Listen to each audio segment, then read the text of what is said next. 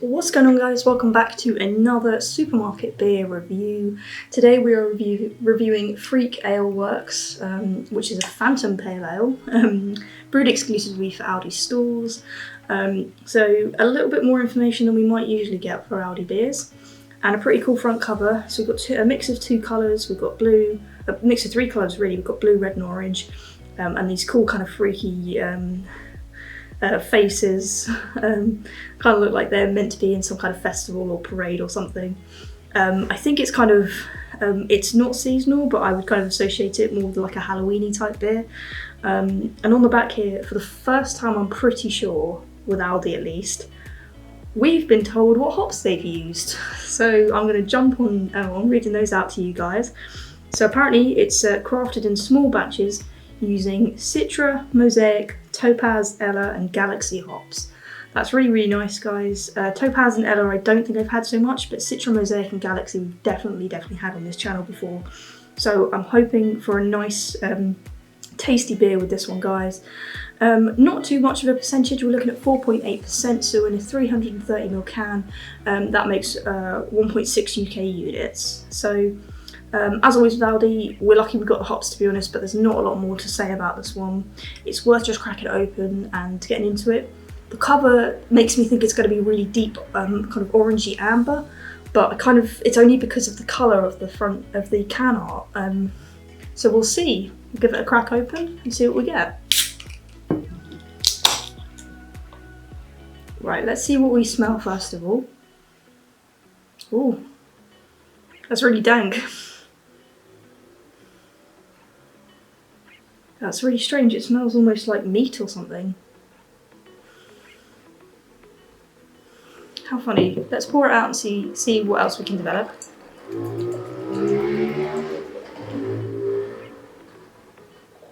Really, really clear. You can see my fingers completely through it. Really, really clear. They're kind of just past golden colour, not quite amber though. We'll let that head go down a little bit. It's kind of developing to be. It looks a little bit like a golden ale, really. I would say. A nice thick creamy head, not dissipating too quickly though. But definitely very thin. I know it's only a pale ale, you know, it's not New England or anything, so it's not meant to be very particularly thick and creamy, but I was hoping for something a little bit more like that. But I think at that point, that's me setting myself up for disappointment for hoping that. Quite sweet on the nose now. Still getting that slight odd herby meaty kind of smell, but a little bit caramelly, a little bit fruity, but not in the kind of traditional tropical sense. Let's just see if we can tip the can out. I think, oh, there we go. I was going to say if the head kept going up like that, I was just gonna stop where we were, but I will let that head go down a tiny bit more. So I think this is about the 9th instalment now of the supermarket series. Now, obviously, for the most part, they haven't been that great, but I think what we have to appreciate is that they're brewed to be cheaper. They're brewed, you know, for the masses.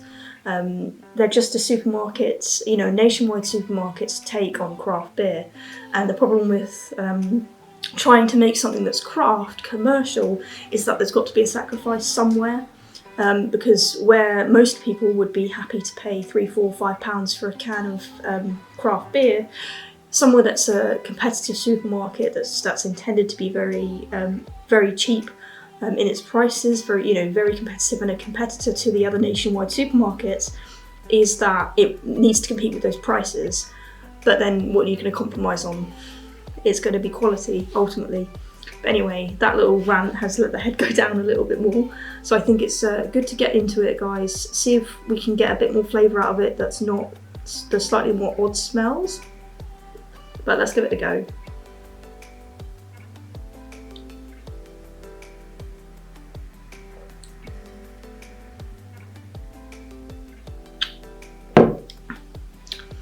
Okay.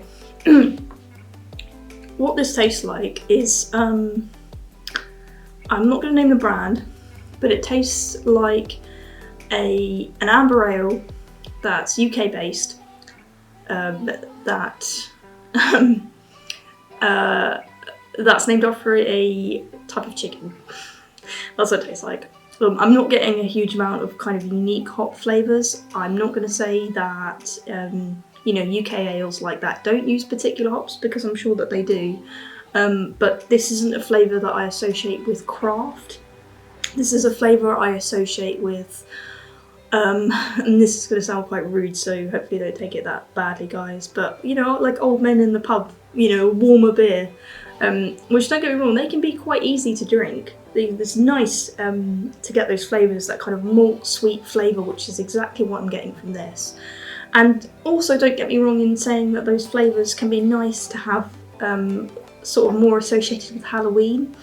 Like I said, you know, this can really does make me think of Halloween, even though that's been and gone now, guys. But yeah, I'm not getting a lot of craft out of it, and I know it didn't promise any flavours, but it really just doesn't taste. It just tastes like a standard beer that you get served in the local pub.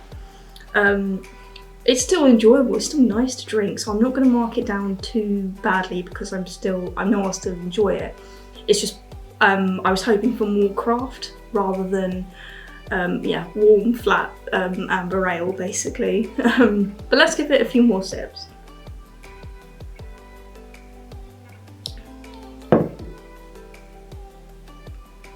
It's totally drinkable.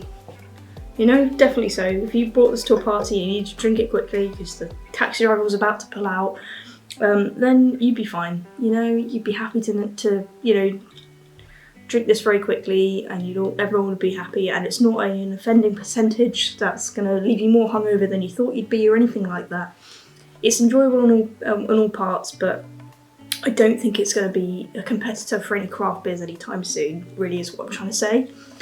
So with that in mind, guys, I'm going to give this a 3 out of 5. It's not unpleasant, it's just not what I'd call craft. You know, it's not really even what I'd call a pale ale, I'd call it an amber ale. You know, very malty, but still enjoyable, still totally fine, but nothing special. I think in the grand scheme of things, it's one of the higher up there markings for this series. So with that being said, it's clearly not done too much wrong. Let me know what you guys thought. Did you guys did you agree with me? Did you not? If you've tried this one, see if you can get your hands on it. None of my videos are sponsored, as you guys probably hear in every video, but I do always recommend, especially even with the ones that I didn't like, see if you can get your hands on them and see if you agree with my sort of opinions on the beers. Let me know what local craft beers you guys have tried recently. As always, keep drinking those craft beers. Give us a like and a subscribe if you enjoyed this. There's always more videos to come. So I hope you enjoyed this review, and as always, guys, I will see you in the next video. Peace.